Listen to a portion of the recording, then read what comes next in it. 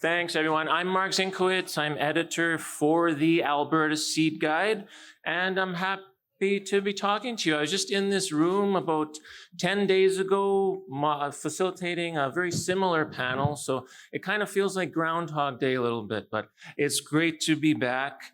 And this panel discussion we're going to do today is on a topic that's really important for everybody in this room, and that is the future of wheat in Canada, and specifically, can wheat meet the future? And I know that might be an odd question because it's like, well, wheat's our biggest cereal crop. It's huge. You know, what's the concern? Why can't it meet the future? Well, that's what we're going to discuss today. Now, I was in Calgary back in November for the interprovincial seed growers meeting. And I hosted a panel discussion at that meeting that was quite similar to this one, except on that panel, which you'll see up on the screen here, you can go to the website and listen to the podcast version, actually. I'll put a URL up on the screen here right away. But on that panel, we had Francois Udes and Holly Mayer from Agriculture and Agri-Food Canada. They're both based in Calgary. And they had an important message for the audience, and that is that AAFC is changing its approach to developing field-ready varieties, and that approach will be evolving significantly over the next few years. So what does that mean specifically? It means that AAFC is looking for partners to come to the table and to be part of an important discussion and play a role that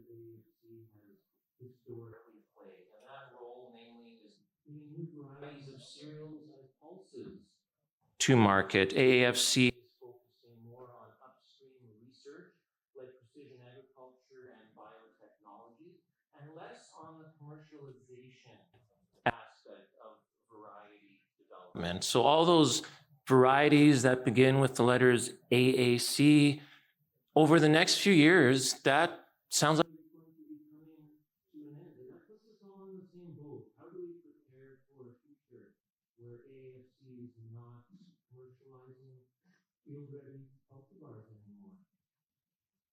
Before I introduce my panelists, I just want to read a couple of quotes that came from that panel back in November. And the first is from Francois, who's actually located in Lethbridge. And Francois serves as AAFC's Director of Research, Development, and Technology of the Science and Technology branch at AAFC for the sites located in Alberta. But he's also the National AAFC Science Lead for the Breeding Innovation and Crop Germplasm Development Portfolio.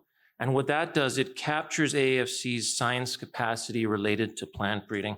So Francois said, as you'll see up on the screen, for AAFC to continue to be relevant, to be able to bring innovation to the farm, we have to be present in other science disciplines. Yes, AAFC is committed to plant breeding. It's just that we see our role changing and we recognize that there are other partners and we are not the only science organization developing new genetic material for the market. And so it's important to look at a new model, a way where we will be working collaboratively with other players, and in some cases, when the time is right, working on a transition where we will be mobilizing our science capacity and working with various collaborators to bring new innovations to the market.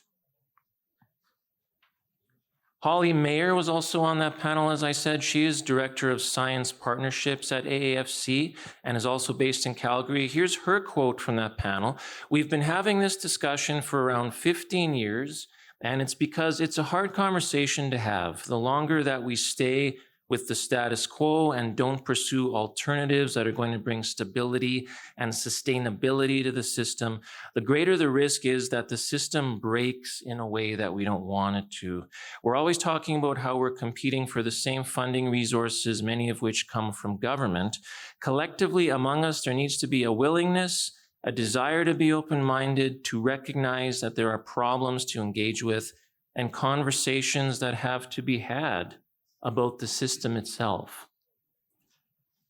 So that's what we're here to talk about today. And like I say, we're all in this boat together. The analogy that I like to use is we're all sort of in that life raft kind of out on the ocean, and we need to find land, right? And that's what we're going to do today. We're going to have a discussion about what we collectively can do, everybody in this room, to ensure a healthy future for wheat in Alberta and beyond.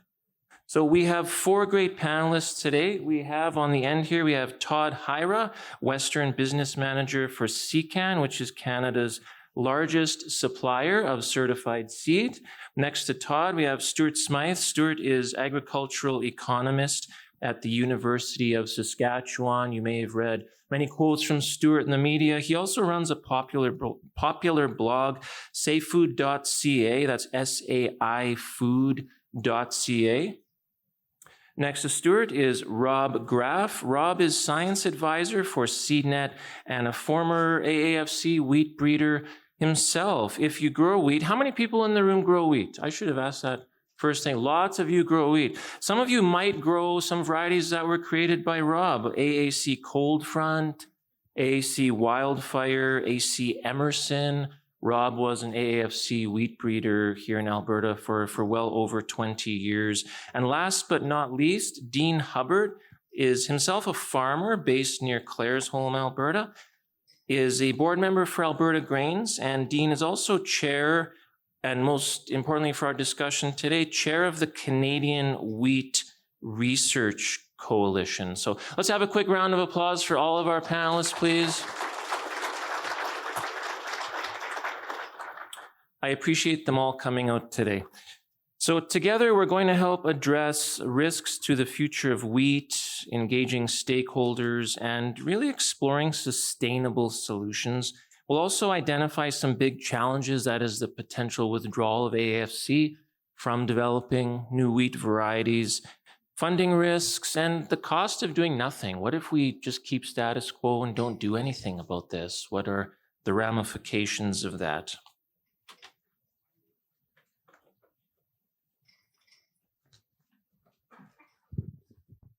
Testing. You can all hear me. Perfect. Great. So my first question is actually going to be for you, Todd, not to put you on the spot here, but I'm going to put you a little bit on the spot. So I've got a slide up here with some information that you provided to me, Todd. Now, if you hold up your Alberta Seed Guide, when you registered, you should have got a copy of the Alberta Seed Guide. If you turn to page 77, you're going to see a whole lot of wheat varieties listed in there. A good proportion of those are distributed by SeCan. So Todd, with AAFC signaling that it's no longer going to commercialize field-ready varieties in a few years, this is sort of a double whammy, as was pointed out to me the other week. As I said, in this room, I did a similar panel discussion. And I'm sorry to put you on the spot, Jeremy, if you're here, but Jeremy Boychin from Alberta Grains was on that panel. And Jeremy, you had a great point. You noted that not only are we going to lose potentially AAFC's finished varieties, but we'll lose capacity and expertise to conduct research when AAFC makes that move. So we don't want to lose sight of the fact that there's a lot at stake here, and we need a transition plan that spans years. I mean, we need a long time to plan for this. And you know, the best time to start planning was probably yesterday, but the second best time would be today. So Todd, can you talk a little bit about, you know, how we can really communicate the urgency of this to get ourselves engaged in coming up with a plan for wheat in Canada? Thanks, Mark. And yeah, Jeremy's right. So the varieties are an important part of all of this. And when you think about 75% of the products coming out of one breeding program, those are some of the best products. So there's lots of varieties, but farmers always choose the best. And when 75% of the products are coming from Agriculture Canada Swift Current, and the threat of that going away is something to be considered, but that's only part of it. So when Jeremy talks about the importance of the network, that's a big piece of this. All of the programs in Western Canada are intertwined, and AAFC program provides a base for which all of them work. And so there's pathology support, there's coordination, there's expertise. And so a change within AAFC not only impacts the flow of products to commercial producers, but it impacts the effectiveness of the other breeding programs, whether they be at AAFC, the Crop Development Center at the University of Saskatchewan, the University of Alberta. Even the private programs rely to a degree on the effectiveness of that big ship that has been AAFC and has been breeding and delivering products to Canadian farmers for over 100 years. And so when I think about some of the consultations that we've gone on in other parts of the industry, specifically seed regulatory modernization, this doesn't mean a lot to this group, but within the seed industry, we've been talking about this for 5 years, getting into a lot of detail. And that's really something that just governs how we operate within the seed industry ourselves. And that's being being facilitated by the federal government. This is a seismic shift in the way products are delivered and the way our system operates. And I think something to consider would be a consultation period with stakeholders, producers, farmers, funders of these programs. Farmers have been funding AAFC for 30 years. So there should be that level of consultation on this to move it to a high level. Yeah, absolutely. Stuart, you've spoken a lot about how federal government investment in cereal breeding has been declining for quite a few years. We're not unique on the planet in this regard. This is happening in many, many parts of the world. Can you illustrate for us how public investment in breeding has declined and what a realistic strategy might look like to really build an innovative system for Canada in light of AAFC's evolution? Yeah, thank you very much, Mark. So in the Canadian situation, one of the challenges was in 2012, the wheat industry got together and had a meeting in Saskatoon, brought in people from across the prairies and said, something needs to change. So this is where they came up with the Wheat Coalition. At that time, canola investment was outpacing wheat investment 4-1. R&D funding from the canola sector was about $80 million a year compared to $20 million a year for wheat. And so at that time, 13 years ago now, so we've seen more money coming into wheat development. We've seen more varieties coming out the door. So as the federal government, or Ag Canada, I guess, transitions back a little bit, one of the things that's probably going to need to change is some aspects of our intellectual property regulations, specifically around plant breeder rights, that are going to incentivize maybe not the big multinationals to move into the development space the way Syngenta and Bayer and Monsanto did in the canola space, but getting some of the regional players, the privates, the medium-sized private seed companies to move into this development space as Ag Canada retreats and utilize those resources, because those Ag Canada resources are likely going to be sold. And you look at the land that Ag Canada holds, that's very valuable land. In Saskatoon, the Ag Canada Research Station now has city around it. That land could be worth as much as $500 million. So if a government's looking to reduce deficits, selling off the land that Ag Canada owns is likely going to be part of that strategy. So I think it's important that the seed sector start to mobilize and say, look, we want to develop some type of a 10-year strategy with Ag Canada. As they pull back, we'll step in, but we need an agreement not to have those resources that have been around, as Todd has said for decades, right? Not to disappear into the urban landscape, but still remain a vital part of our R&D strategies. Yeah, well, on this slide we're looking at here that you provided to me, that funding for wheat hit its peak, $34.5 million in 1998. That was the highest value, and it goes up and down. It's not like a straight decline, but that was when wheat funding in Canada hit its peak, was in 1998. That was a while ago, and we're going to be talking about that. This we know we have an election coming this year. It'll be sometime until October we have. And it's been said to me many times that whatever new government comes in, whether it's liberal, conservative, whatever, that there's most likely going to be cuts on the horizon. And I keep hearing this time and time again, that when it comes time for cutbacks, that agriculture Funding tends to be pretty low-hanging fruit in that regard. And so, as you say, Stuart, that's something we need to be prepared for. Question for you, Rob. With AAFC's shift toward upstream research, what do you see as the biggest challenges in delivering new wheat varieties to the field, Rob? How do we maintain a robust innovation pipeline? I mean, we're looking at a slide here that you sent me. 83% of wheat varieties publicly developed, small proportion of 14% been privately developed. I mean, this is largely the purview of the public sector here. And if we're looking at a situation where AAFC in a few years says, okay, we're pulling back from this, how do we maintain the innovation pipeline? Yeah, thanks, Mark. Interesting question. And I think first of all, Agriculture and Agri-Food Canada has always done more upstream research. It's a shift towards more of it. And there's nothing wrong with that. Upstream research answers basic questions about biology. And with that research comes tools and processes to actually, in some cases, make breeding more effective. So that's the first thing.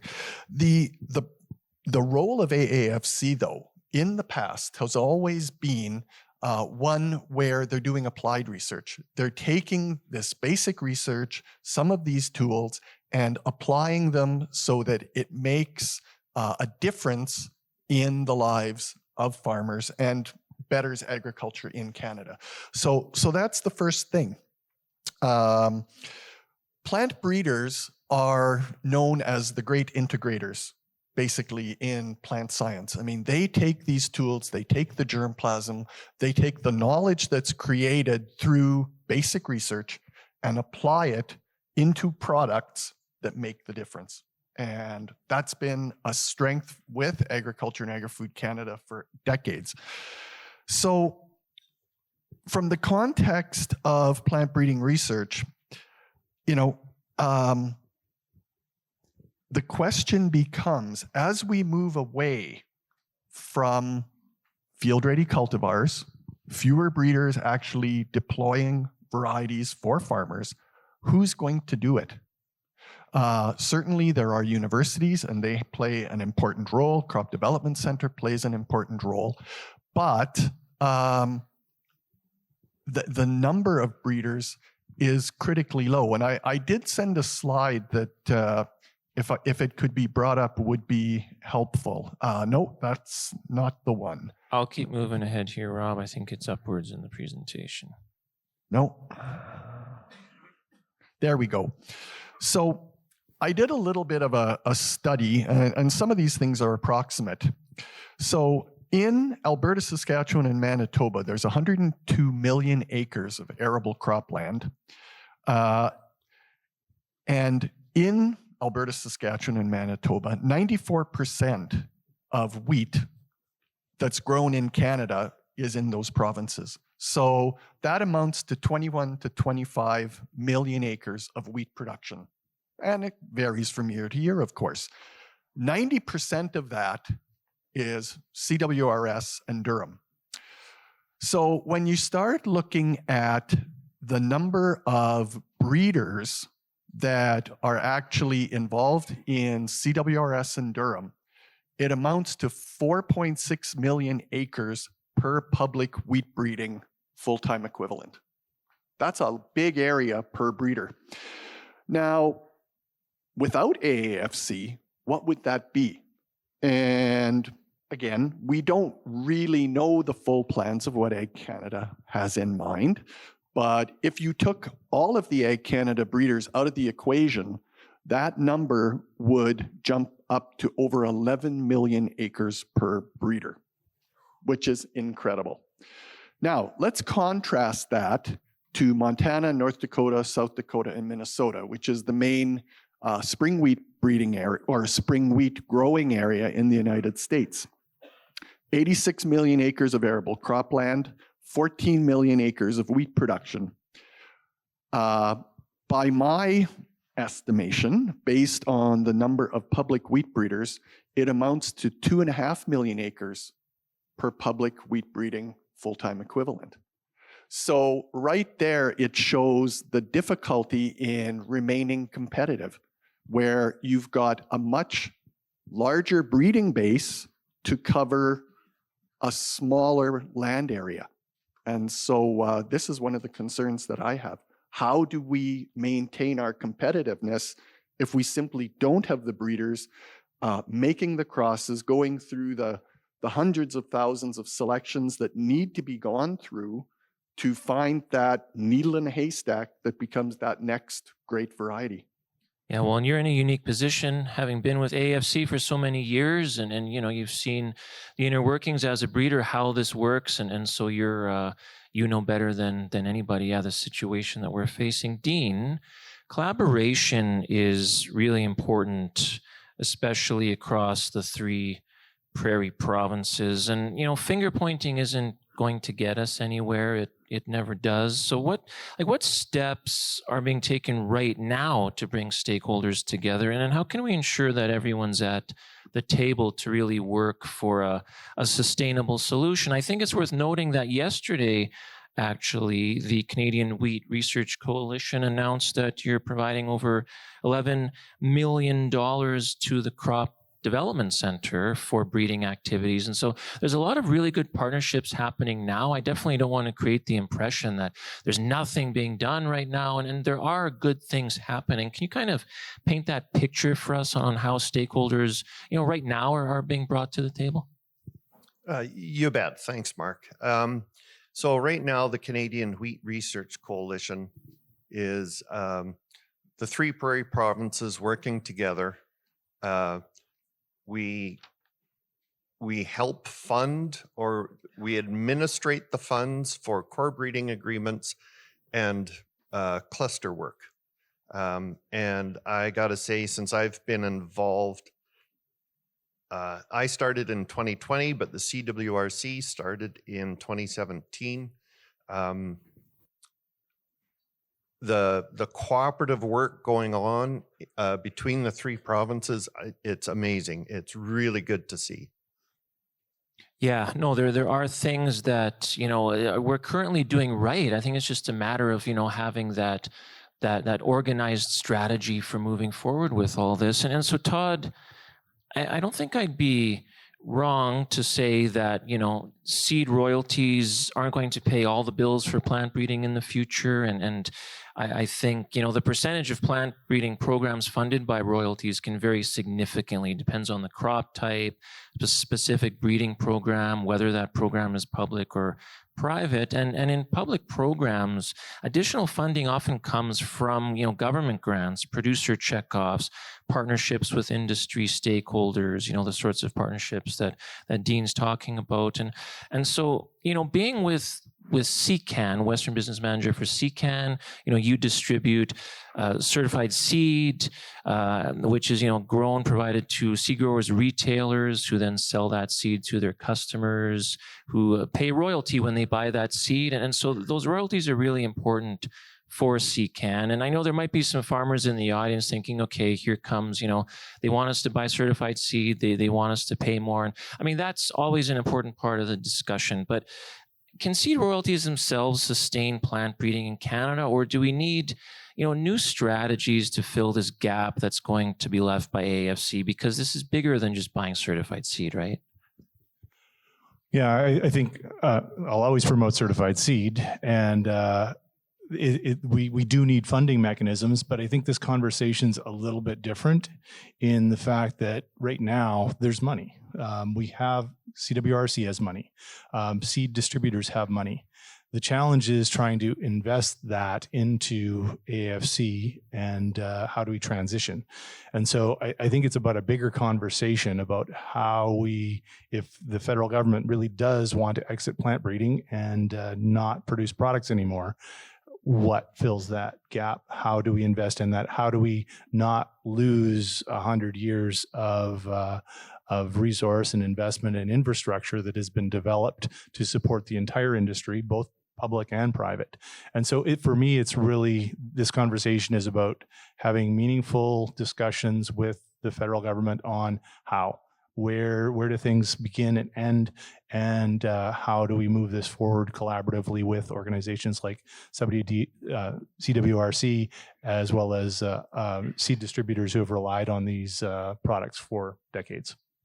Well, and Stuart, I'm going to keep you on the issue of funding here for a minute. And obviously, we need a transition plan to fill this void that is going to be left by AAFC. I mean, we know that this is going to happen eventually. Yeah, we don't know exactly what their plans are, how this is going to roll out, but we know that it will. I mean, this happens all the time. You look here in Alberta with the provincial government did with extension services. And, this day, arrives when the government says, okay, we're not doing this anymore. And that increasingly is happening. And so we need to understand, though, how much additional funding, Stuart, is required to really develop a robust funding model for wheat breeding. And what's your take on that? And how can we make wheat breeding attractive for investment from both large companies and smaller startups? I just put a slide up here that Dean had provided to me that shows, wheat, some of the big numbers here, how significant it really is. So how do we make this attractive for investment, considering that historically that, wheat has really been the purview of the public sector, of AAFC specifically? Yeah, that's a great question, Mark. And you're right. Other jurisdictions have gone through this in the past 10 or 15 years. The UK did it about 10 years ago, and they changed their funding model for variety development. And to some extent, they got it wrong. They saw a significant decline over the next 5 or 6 years up to about 2020. And so they had to come back and revisit that and make significant changes in their cereal variety development programs. Australia did a very similar thing 10 years ago, and they got it right. So Australia invests about 100 million Canadian a year into wheat variety development. Certainly their farmers are paying a higher percentage than Canadian farmers would put into variety development. So I know that's not the news you want to hear, but if we look at an innovation pipeline for cereals and the federal government is retreating, who's left in that pipeline to step up? Certainly there's some room for the organizations like Dean and the other provincial commodity groups to step up and fill a little bit of that gap. But my sense in talking to policymakers in Ottawa is they're expecting the producers to step up and share a little bit more of that burden. Rightly or wrongly, that's the conversations I've had in the last 12 or 18 months with policymakers within Ag Canada. So are there other models that are working? Yes, absolutely. So we want to make sure that as we have these discussions, as Todd's saying, let's look at what's worked in other jurisdictions. Let's work at what's identify what's failed so we don't incorporate those components, but we build on the strengths of other changes that have occurred. And then hopefully that helps reduce the amount that producers are expected to contribute to this change in funding situation. And we'll see more contributions possibly from provincial governments wanting to step in, right? Well, I'm glad that we're up here right after Bill, because Bill said, there's sometimes this belief that, we'll look to the European model, we'll look to this model, and, we need our own model. Like you say, we need to develop our own system, and there are jurisdictions in the world that we can look to for some inspiration. But I think what's important here is that Canada, we need our own custom-made model. It's never as simple as, hey, well, we'll follow the European model for this or that. We need our own thing here, and that's what we have an opportunity to do, is to build our own model. And Rob, the high costs of canola seed often come up as a cautionary tale of what we don't want to happen in wheat. I hear this, Rob, all the time from farmers and other people that, we don't want, even from plant breeders, I hear that, we don't want wheat to be like canola, whatever that means for them. And so what tools can we really employ, Rob, to sort of minimize the time involved in developing a wheat variety and ultimately reduce that cost for farmers? Yeah, that's a good question. Before I get to that, there's something I did want to mention about, planning for the future that we were talking about. And that is what we really need to get is some straight answers from Agriculture and Agri-Food Canada on what exactly is the plan. Right now, it's quite vague. Changes are coming within 3 years. We don't precisely know what they are. It's very difficult to come up with a good plan if we don't know what we're moving towards. And so I think there needs to be some real honest discussion amongst the entire industry on what is the plan. And so that would be the point I would make. Now, in terms of tools to keep the price of seed down and this kind of thing, I think that's very multifaceted. I think, one of the things I think about before I get into the tools is that with Agriculture Canada pulling back, there still are the universities who are doing some breeding. Certainly the Crop Development Center is a shining light in terms of variety development. The University of Alberta seems to be gearing up in wheat, and there's a little bit of winter wheat breeding being done at the University of Manitoba. So there is that. And I think those institutions will keep going. And by having varieties out there from public institutions that in one form or another will have federal funds going into them, it will keep prices down because farmers will always have an alternative. So I think that's part of the competition aspect. From the standpoint of tools, that's an interesting one. I think, you hear in the press fairly often that this tool and that tool is going to reduce the time to variety development. And sometimes it's real and sometimes it isn't. And I made some notes about this. And, most of the tools to speed up plant breeding are already being used. And, the first one was winter nurseries. And there are breeders, in South America or New Zealand or, in locations of the world where it's summer right now, so they can make selections and get that extra generation of time. And that really started probably towards the end of the 1960s. So that's been deployed for a long time. The next thing, we hear a lot about speed breeding protocols, getting 2, 3, 4 generations a year. And this type of thing has been around for a long time. It's been tweaked a little bit and, with special lighting and temperature control, you can increase the amount of generations per year. But single seed descent has been around for a long time. And this is just a tweak of that methodology. Doubled haploids, certainly in some crops can be used. Canada has been a very early adopter of doubled haploids, and varieties as a product of doubled haploidy have been around in Canada for about 25 years. And so we're using that. So the next thing that perhaps can be used to increase the speed to market is less testing. Now, I would suggest that's not something we want, because with less testing, you fly by the seat of your pants, and you're going to miss the lines that are really good, and you're going to advance lines that probably aren't, because you simply don't have enough information. And so, in my mind, that's a problem. And our registration system helps to sort some of that out. Some have said it's an antiquated system. I would disagree. I think it's one of our big strengths, particularly in cereals. To some extent, the big unknown, and maybe unknown is a little bit of a strong word, but of course, there's the whole area of gene editing. And there's a lot of optimism for this. And there is some low-hanging fruit. Arctic apple is a good example where the gene for browning, polyphenol oxidase, was turned off. We've been doing that in wheat for years through natural means. But these are things that can be done perhaps more quickly.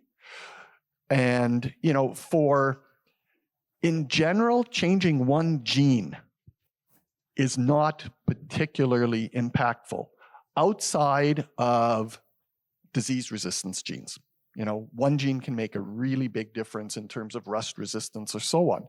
But if you're thinking about changing one gene for yield, that's another story. Yield is very multigenic. And if there's one thing that I think breeders really understand, it's the concept of pleiotropic effects. In other words, you change one thing and it changes others. And so when you hear about things in the media that, you know, there's been this gene changed and through experiments, there was yield that was increased by 50%, that's probably one or two plants in a greenhouse pot. You get it out to the field, and it will likely be very different. So be a little bit skeptical about that. I'm not saying that CRISPR will not have impact. It definitely will. But I don't think we're quite there yet. Our understanding of all the interrelated pathways in plants simply, you know, it's not there. And we will learn, but it'll take time. Yeah, we've just sort of scratched the surface. And it's important to note that, you know, in a few years when AAFC says, okay, we're done with developing varieties, it's not like there's going to be this overnight, oh, there's no seed anymore, it's all gone. You know, we still have those wonderful varieties that AAFC has developed, and those will be grown for a while. But, you know, you talk about the genome, and, you know, that's why we need new genetics, because, you know, yields start to lag, disease resistance breaks down, and it's a complicated issue. And so once you start getting into CRISPR and all these different things, it's really quite fascinating, but it can get pretty technical. And so that's why I want to illustrate, Dean, you participated in a global trade mission about a year ago, Dean. And I was hoping you could draw on that experience and help us visualize the risks of doing nothing here if we don't address these funding issues starting like now, right? Like, what's at stake for the future of Canadian wheat programs and their competitiveness on the global stage if we don't act? Good question, Mark. And yeah, last year I was able to go on a Cereals Canada trade and technical mission. Went to Algeria, Morocco, Italy, and the UK. The first three countries, of course, we were kind of specifically talking about our durum trade with them. And a common thread came up in the meetings we went to, how good the Canadian durum varieties have become in the last 10 years. We had an Italian tell us that Canadian durum is the Ferrari of durums. I thought that was kind of big. And then they just know how to cook the pasta better in Europe, right? Sorry, go ahead. And yeah, so how good our varieties have come in the last 10 years. And we got to recognize that our wheat internationally is bought because of our quality. And we have pretty unique growing conditions on the prairies, so we can grow that quality. I don't know that we could compete internationally on just a commodity basis. We have to grow that quality. And so that information, you know, it comes from Cereals Canada, back to the researchers. And if we lose the ability to compete with quality, it's going to be a substantial hurt for Western Canada, especially Western Canada. Yeah, absolutely. And Todd, you know, I want to talk a little bit about public-private partnerships, and Stuart, I know this is an area where you've talked a lot about as well. And Todd, a concern that farmers often have when people like us get up on stage here, we talk about this, is that, you know, the farmers are going to be asked to pay more. And like I say, it's you know, that's whenever we have these discussions, I mean, there is that component that is necessary to talk about, okay, how can we all share some of the load here? But, you know, all the certified seed in the world isn't going to build that plan for the future, right? And so how do we balance public and private interests in a way that benefit farmers, particularly for crops like wheat that historically have been the purview of the public sector, AAFC, and how do we, when we talk about public-private partnerships and funding models, how do we do this in a way that does benefit farmers? A few things going on within that one. And so within SeCan, most of our stakeholders are family-owned seed businesses, farmers, seed grower, processors. And so they don't necessarily want more varieties. They want better varieties. They want something that's going to be meaningful on their farm, meaningful for their customers. So it's not about numbers, it's about quality. It's about ensuring that the products meet those minimum standards for the top grades. We have products now that are 25% higher yielding, but they're feed wheats. They're not going to fill that need that high quality markets handle. So getting back to your question, I think it's about not taking away competition, but leveling the playing field so that the private breeders have more of the same opportunities. And so right now, I'm going to send out a bit of a shout out to Saskatchewan pulse growers. They reshuffled the deck and immediately there was greater investment in R&D across the board. And so greater investment in some of the public programs and also attracting new investment from private breeders.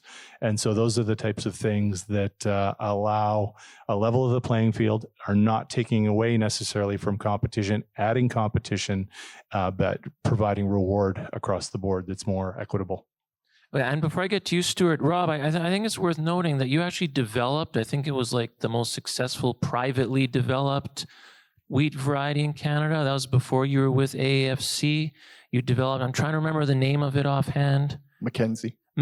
Yeah. And so it's worth noting that, Rob, you're someone who was an AAFC public wheat breeder for many years, but before that you were with private sector and you developed like what to date has been the most successful privately developed variety in Canada. And so these sorts of, public-private things have been going on for quite a while. People like you have gone from private sector into public. Now you're with SeedNet, so you're back in the private sector. And so this is a conversation that has been going on for a while and is definitely not unheard of. But Stuart, I'm just going to bring up a slide here that you had sent me. And I'm curious, as we talk about incentives that are needed to attract new players into wheat breeding, whether it's private sector, commodity groups, the universities, how do we, best ensure that these partnerships are beneficial for Canadian farmers? And I have a slide here where you talk about, despite greater numbers of wheat varieties developed, there's a lower rate of successful variety adoption. So what can we do here, Stuart?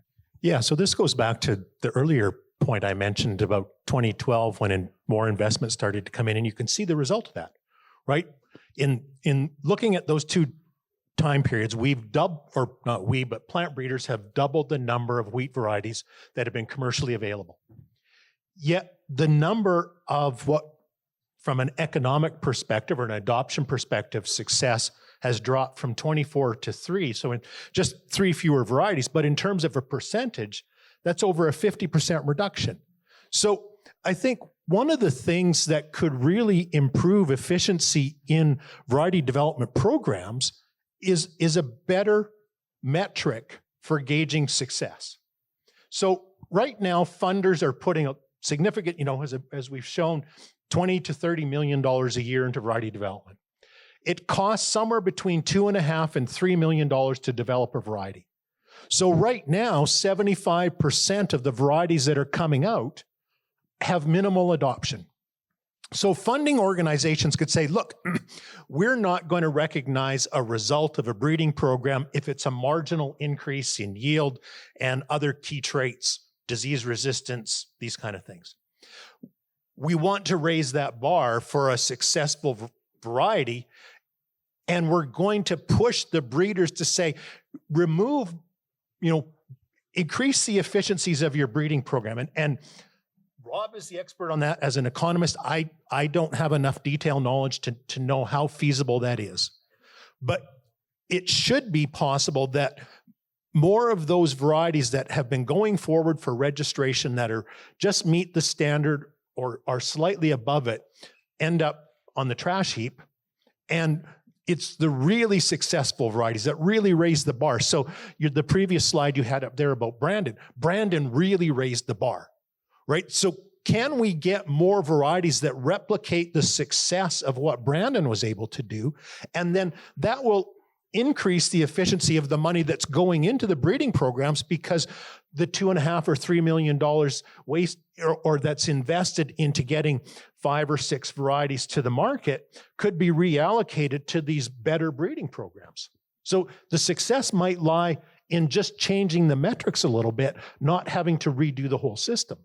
Yeah, concentrating, more on those big varieties. Like I say, we get new varieties all the time, but maybe farmers say, well, that's such a small improvement. Why would I adopt that one? It's not until that big game changer comes along, everybody wants that variety, right? And so, like you say, it's a matter of maybe tweaking the metrics and how we do that. But I have a slide here that really illustrates what long-term game breeding is. I mean, you're looking at about 12 years. I think, most of the farmers, all the farmers in this room know, how long it takes from beginning, those first crosses to the eventual cultivar release. And then, Rob, seeing that it can take over a decade to commercialize a variety, how can we, really illustrate the behind-the-scenes efforts in seed breeding and their importance so that everybody involved in this, everybody in this room can actively support the development of new funding models? Oh, yeah. One of the things I wanted to mention to Stuart's comments, and he's right. Breeders, as much as they can, want to be efficient in terms of their breeding programs. And that's kind of where some of the tools that I was talking about come in. But by using improved tools like genomic selection, phenomic selection, and so on, what that does is it doesn't necessarily speed up the process, but it makes the breeder more efficient. And what that means ultimately is getting rid of more junk so that you can carry more promising material forward and hopefully find that next Brandon or whatever the variety is. And so there is that part of it. I think another aspect of this is, breeders put forward their best material. And so the varieties that are registered kind of shows the state of the industry, where it's at that moment in time. The other side of that is, with other players trying to break into the industry and so on, certainly our registration system for decades has been equal to, not better than, but the varieties need to be equal to the checks in most aspects, and hopefully better in one or maybe more, but that's not the requirement. As soon as you start saying it must be better than the checks, that's seen as kind of a barrier to competition. And so that's a bit of an issue. If you have something that is equal to what's out there, why can't I market it if I feel farmers will take it on? So that's part of it.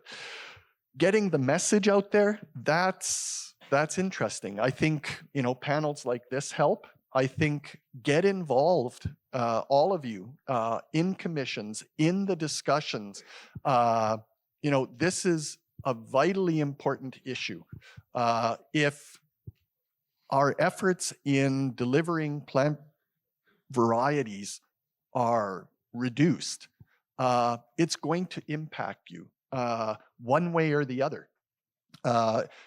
Think about, what is the cost to you if you had to grow Brandon for the next 35 years? I mean, Brandon's a great variety, but, it's probably not going to last for 35 years. And where could we be 35 years from now with good funding? you know.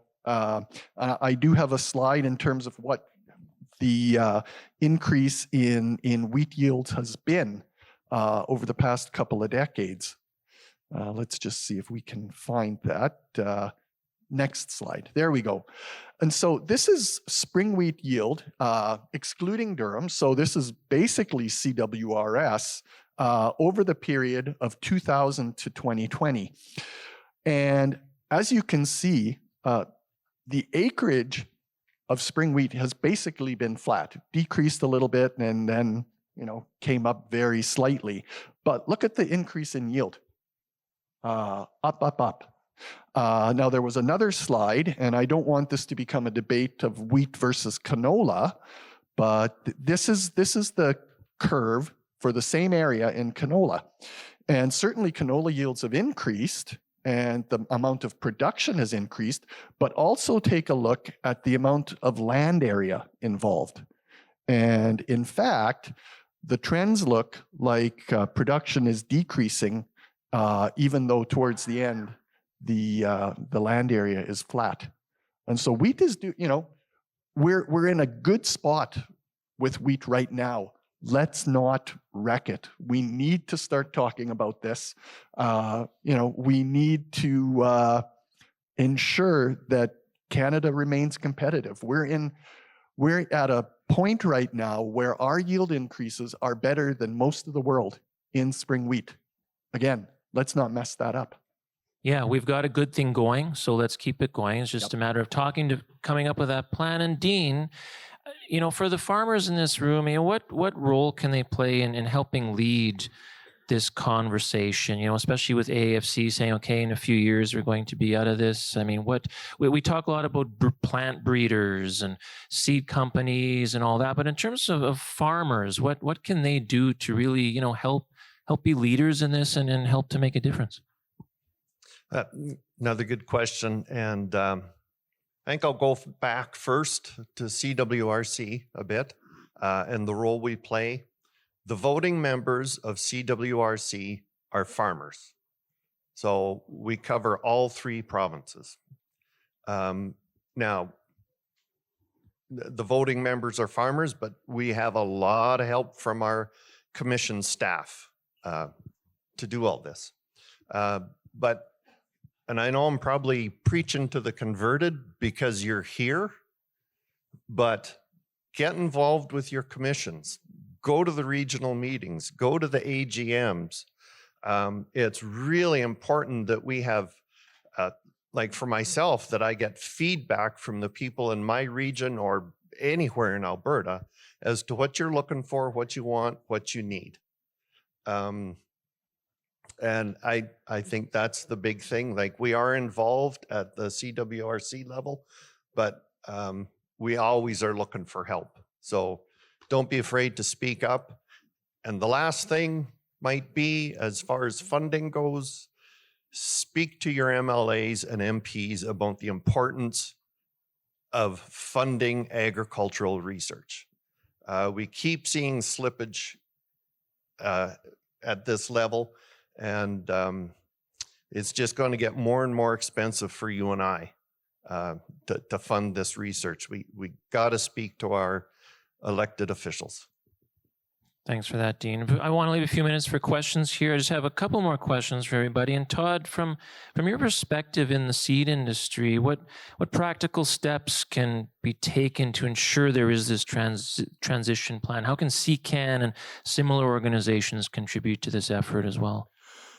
So one of supporting the funding models that are there now in existence. So buying certified seed helps. If you're buying certified seed every year, thank you. You're doing your part or more than keeping things strong. If you're buying seed every couple of years, still not bad. If you're buying seed every 10 years and then waiting for the next variety, that's not helping.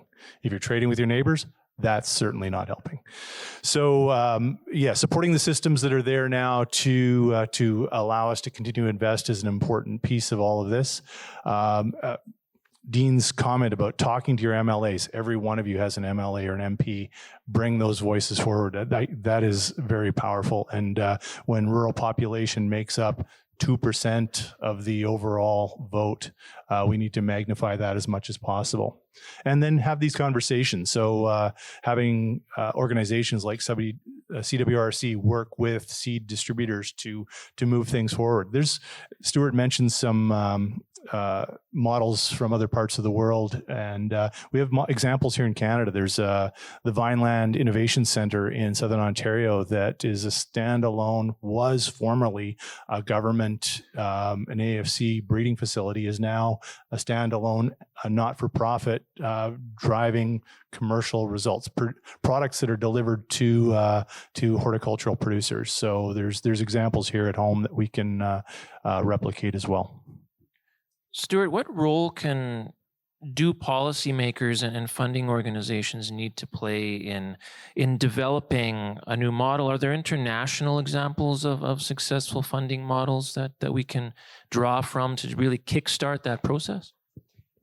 Yeah, certainly. And I think one of the ones that ultimately has had some impact when in 2015, Canada moved from UPOV 78 to UPOV 91, and that strengthened plant breeders' rights. We did a survey in partnership with Ag Canada and the CFIA 3 years ago when we found about 55% of all public and private breeders in Canada said that strengthened plant breeder rights created a higher incentive for them to invest more money into variety development. But strengthening our plant breeder rights or patent rights are likely going to cost producers more money. So one of the things, in addition to what Dean mentioned, is talk to your MLAs and MPs about getting a carbon valuation system, because you're all sequestering carbon in continuous crop rotations and you're not being compensated for that.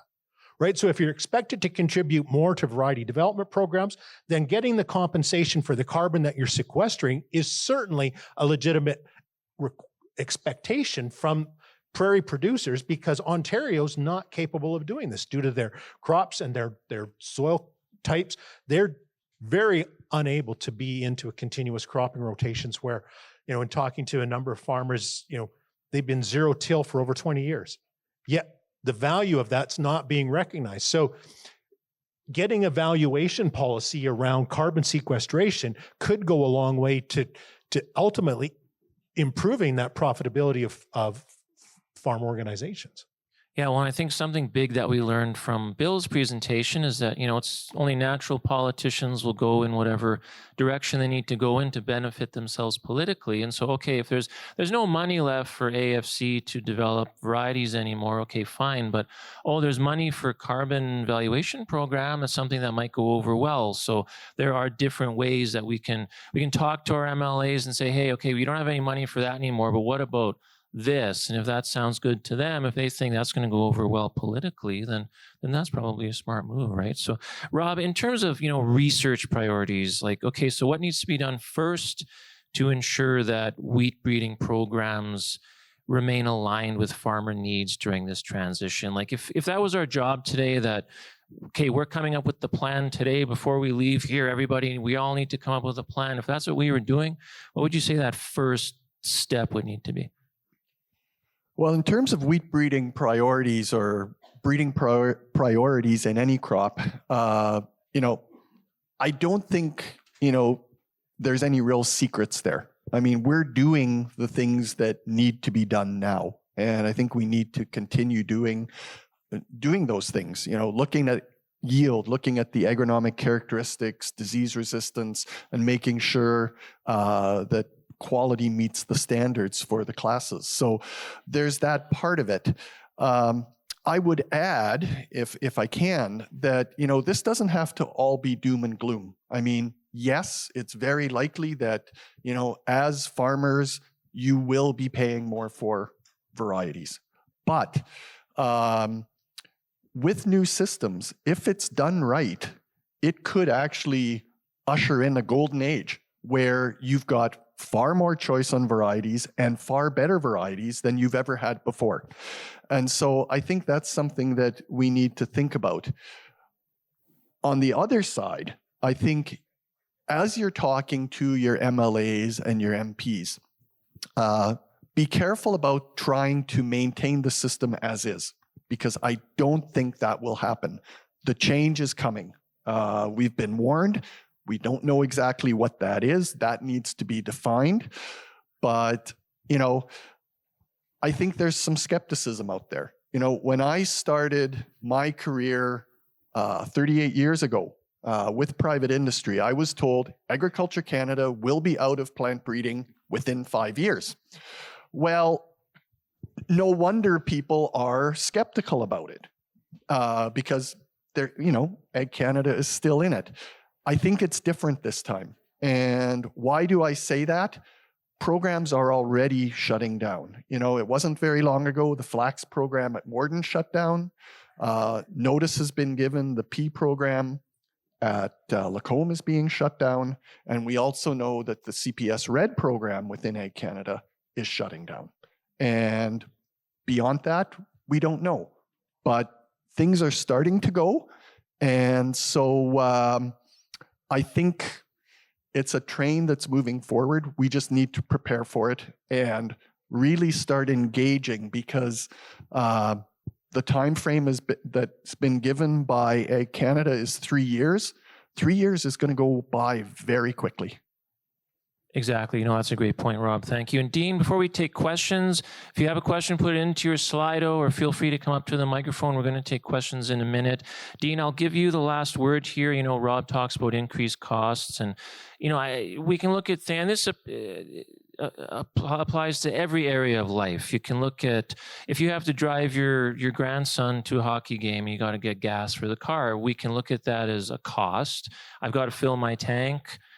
It's a cost, but if you look at it as, well, I'm getting some great quality time to bond with my grandson here. It's no longer a cost, it's an investment if you're really getting something out of that, right? And so as a farmer yourself, I'm sure you've, like all farmers, become used to that kind of thinking, looking at things as a cost or an investment. And last word here, Dean, what steps can they take, in this room to sort of just get used to that change, and that, okay, we have to make a change here. How do we go about that? What's the best way you've found to kickstart that? Oh, well, that's a tough one. But yeah, like I said before, I think be involved. We should all be rotating our seed. We should be using certified seed often. But yeah, I think the big thing is be involved, pay attention, and anything you can do to help, whether it's a question or a comment, get it out there. Yeah, absolutely. And that's an important message today. If there's one thing I think we can all do is when you go home, talk to someone about this, let them know what you heard today, what we talked about, and just start getting that message out. I'll move over to the Slido now, if we can. Well, we have some questions. Rob mentioned a critically low number of breeders present compared to United States areas. What is a threshold for the appropriate number of breeders for the different crop types and environment in Canada, and why? Ooh, that's a big one. In terms of how many breeders we need, different crop types. Do you have any thoughts on that, Rob? Yeah, that's a really difficult question to answer. More than we have now, I would say. And, with, as Ron DePau has said in the past several times, by getting more boots in the field and hands in the pans, we can achieve more. And so that means more breeders, more technicians doing the work. And certainly we don't want to decrease. And I think in Canada, with our large land base, we've got ample room for more than what we have now. There's a question, will AAFC breeders be doing crosses in 2025? Yes, that they will absolutely. This is not I don't mean to say AAFC is not doing wheat breeding anymore. That's not the case. This is a transition. So absolutely AAFC breeders are currently doing their work just as always. This isn't a panic, and I certainly don't want to give that impression. So yes, I see Sherry standing up at the microphone. Sherry, feel free to ask a question. Yeah. Thank you guys. Just an excellent panel to raise awareness of this issue. And I just have to weigh on this. So Sherry Stridehorst, the research manager for crops with results-driven agriculture. And I think a very critical part of this conversation is the how, as both Rob and Todd alluded to. Now, I think though what critical part is reshuffling the current capacity that we have and ensuring none is lost. That is just so important. And I think we need to have those conversations around the role that the academic institutions play. So the U of M, the U of A, other public groups like WCI, and that private breeders will play. So for example, if AAFC is going to work in those early TRL levels, then what groups are going to strategically step forward to fill the gaps in releasing commercial varieties? So who is going to do those disease nurseries? Who's going to take over the FHB nursery at AAFC Brandon? Does that kind of go to the U of M? Does maybe, WCI play a role in commercializing from the F5, F6 onwards? And I think these are just critical conversations so we do not lose the capacity we have. A reshuffling of capacity is maybe needed, but I think that focus on not losing. And then I think after we have those conversations, we can have the conversations on funding models, because then we'll understand costs. So maybe it's more of a commentary, but if others have thoughts, I'd love to hear them back. I'll take a start anyway. Thanks, Sherry. There's a lot in there. And when we think of reshuffling, one of the things that I've been thinking about is if AAFC moves away from finishing products and the commercialization and move more upstream, it occurs to me that that's space that has been traditionally occupied by universities and NRC. And so it leaves a void. And so we really need to make sure that we're not just duplicating what may be already happening in our universities, because they are the academics that do some of the wild and wonderful research. We really need people to employ it and put it into useful products, or it's lost. Thanks for that, Todd. We have a couple minutes. Oh, go ahead, Rob. Yeah, I would just add, Sherry, that it goes back to my comment that we really need to have some clear answers on what AAFC will do and is moving away from. And until we have those answers, plans are very difficult to make. I have 2 minutes left on my countdown clock, so whatever questions we can't get to, we will get answers from all of you and post on Alberta Seed Guide website, just so you know. Do you feel SaskPulse's structure of non-refundable levy played a part in the reshuffling? I'm assuming by reshuffling we mean what's going on with AAFC. Does anybody... Well, I think from a non-refundable levy at least keeps the playing field level so that everybody's keeping money in. I don't know if it had to do with the reshuffling as much as ensuring that there's some competition and fairness to attract investment from other parties. And so that's only my 2 cents. So I have to talk to somebody from SPG more on that. Thanks, Todd. I got 90 seconds. How do we attract people to choose variety research as a career and attract future plant breeders? Ooh, Stuart. This is a big challenge. It is really difficult to get young Canadians to go in and do a master's and a PhD in not just wheat breeding, but in a lot of areas of agriculture.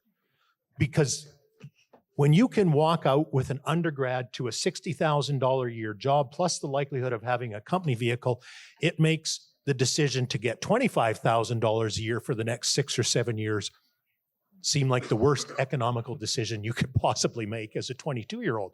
And I sympathize with that. So we need to do a better job as institutions, universities, and funding councils to raise that so our grad students get a competitive salary.